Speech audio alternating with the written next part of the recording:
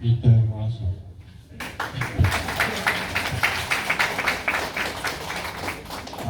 Thank you, Wayne. I'd like to acknowledge William Fan, the Director General of the Q.C.O.A Economic and Cultural Office for Brisbane. I'd also like to acknowledge Charles Yu Young, the Director of the Taiwanese Centre, Lisa Su, President of the Queensland Chinese Orchestra Association, just hiding behind me.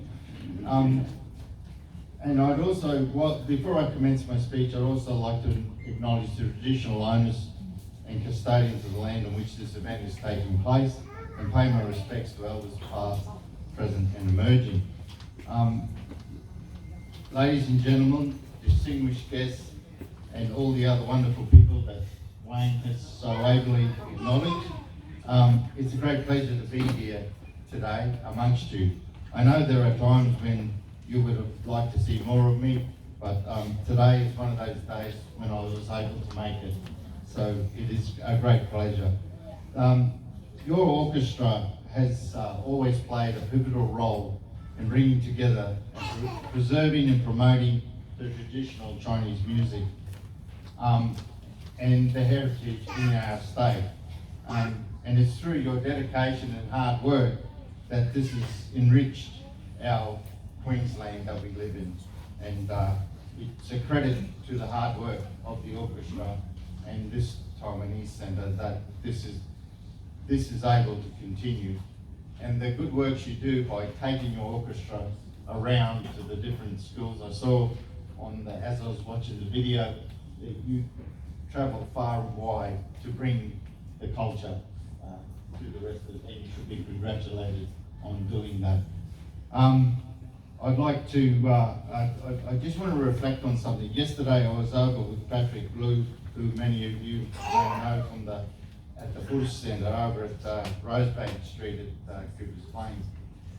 And the reason I went over there was, and this is symbolic of the generosity of the people from Taiwan. They run dental clinics through the Mater Hospital. They also travel to the regions where they look after refugees, First Nations, and people in need. And they also look after a lot of people who live on the street through their Mater thing. And one of the things is, I guess sometimes in Western society we can take for granted that when we've got a toothache we can go to the dentist. A lot of these people who live rough don't have that opportunity. And it's through the generosity of that centre that they are able to do that. And they have plans to build a clinic there.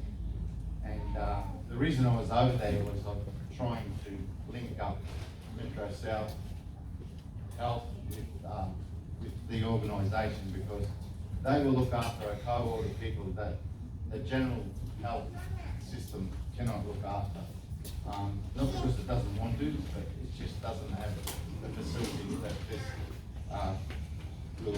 will offer. And it was while I was there, I know it's a bit of a stretch to say that I was homesick for Taiwan when you're someone from Sicilian Irish heritage. But on my travels there, I've managed to record many photos, and I often talk about my bike ride. So I'm going to reveal a little bit about myself, which you may not be aware of. But I turned 70 in 2025. You wouldn't think it would. Now, and I'm hoping to do the bike ride in Taiwan with the Rotary Club again to raise money for charity. I've already done it once, but COVID and next year's an election year, so I'm not allowed to go anywhere but try to get re-elected. So, but my goal is to go in 2025, and that'll be a way of me celebrating my 70 years on this great planet.